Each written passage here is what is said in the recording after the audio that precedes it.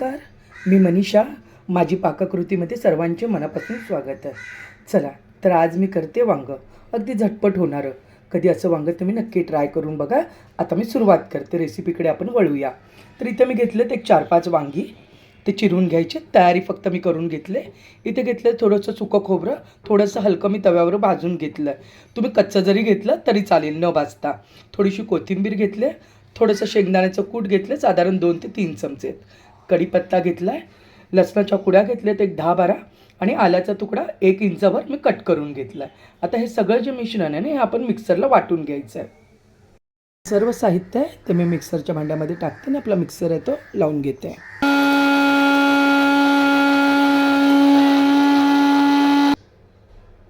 बघू शकता तुम्ही, एकदम छान हे बारीक करून घेतलं आहे. आणि ह्याच्यामध्ये की नाही बिलकुल पाणी नाही घालायचं आहे, आपल्याला थोडंसुद्धा नाही घालायचं आहे. सुक्कं तसंच आपल्याला मिक्सरला वाटून घ्यायचं आहे. आता एका टोपामध्ये मी पाणी घेतलं आहे, वांगी चिरून टाकलं, त्याच्यात की नाही थोडंसं मीठ टाकते, म्हणजे आपली वांगी आहेत ना ते काळी पडत नाही. काही कीड वगैरे समजा असेल तर ती त्यातनं हे होऊन जाते. आता तुम्ही बघू शकता सगळ्या वांग्यांची पाठीमागून थोडेसे देठ आणि काठे वगैरे आहेत ते मी काढलेत, देठ थोडेसे कट करून घेतलेत. आता सगळी वांगी आहेत ती मी चिरते आणि पाण्यामध्ये टाकून घेते. एका वांग्याचे असे 2 तुकडे मी करून घेणार आहे आणि थोडीशी असे त्याला कट करून बघायचं आहे किडकं वगैरे का आहे का.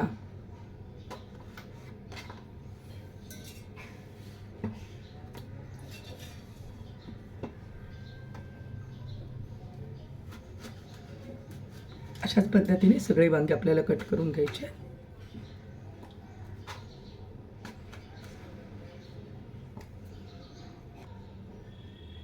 आता तुम्ही बघू शकता ही सगळी वांगे ती आपली चिरून झाले. त्याची सगळी एकदम व्यवस्थित छान हे करून घ्या, म्हणजे ते कसं मिठाचं जे पाणी आहे ना त्याच्यामध्ये वांगी सगळी चांगली व्यवस्थित राहतील. चला आता आपण वांगं करायला सुरुवात करूया.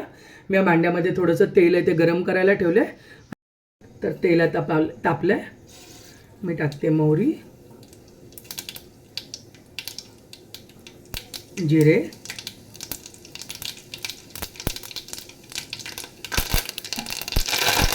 कढीपत्ता. आता 2 ते 2.5 चमचे साधारण मी काळं तिखट घातलं आहे, थोडं जास्त घातलं आहे म्हणजे झणझणीत होतं. हिंग टाकला. आता हे छान हलवून घ्यायचं आणि मिक्सरमध्ये जे आपण वाटण केलेलं होतं ते ह्याच्यामध्ये ॲड करायचं आहे आपल्याला आणि छान व्यवस्थितने. हा हा हा हा हा का फोडणी बसली आहे, एवढा सुंदर येतोय ना चटणीचा आणि त्या मसाल्याचा सुगंध येतो, मस्त सुवास घरभर पसरल्यासारखं वाटतं एकदम.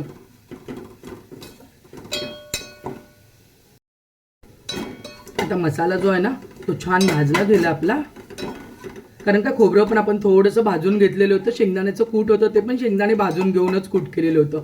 गाईच्या वेळेस की ना तुम्ही असं करू शकता, खूप पटकन होतं. आता आपल्याला ह्याच्यामध्ये टाकायचे पाण्यात ठेवलेली वांगी.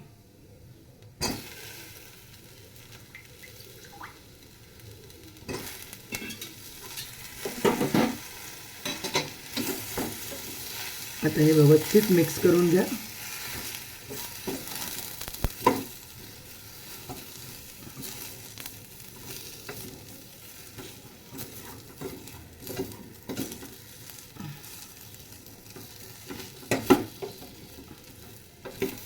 आता हे सगळं छान मिक्स झालं, सगळ्या वांग्यांना मसाला लागला गेला आहे. आणि कसं सगळंच आपण मिक्सरला वाटून घेतल्यामुळे परत परत काय वेगळं टाकायची गरज नाही लागत आपल्याला. आता याच्यामध्ये आपल्याला गरम पाणी टाकायचं आणि मिक्सर जो लावून घेतलेला आहे ना त्याच्यामध्ये पण मी थोडंसं पाणी आहे ते विसळून टाकते, गरम पाणी त्याच्यामध्ये मी ओतलं. हा हा हा हा हा तुम्हाला रस्सा साधारण किती पातळ पाहिजे किंवा घट्ट पाहिजे त्या हिशोबाने हे करा. शिजल्यानंतर तो कसा थोडा घट्टच येतो, त्यामुळे हलकासा ठेवताना थोडासा पातळ ठेवा. तुम्ही बघालेच म्हणजे तुम्हाला माहिती पडेल. अजून थोडं मी पाणी ॲड करते.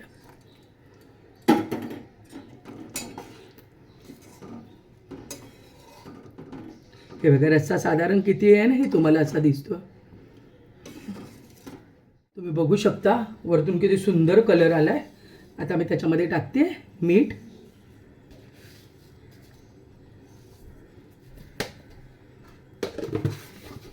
आणि थोडीशी कोथिंबीर.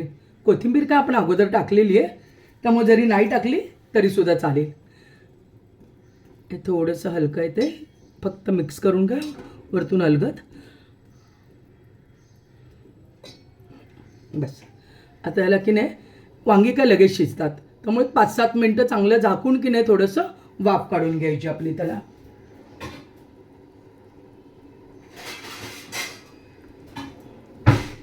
आता मी याला झाकून ठेवते साधारण एक 5 ते 7 मिनिट.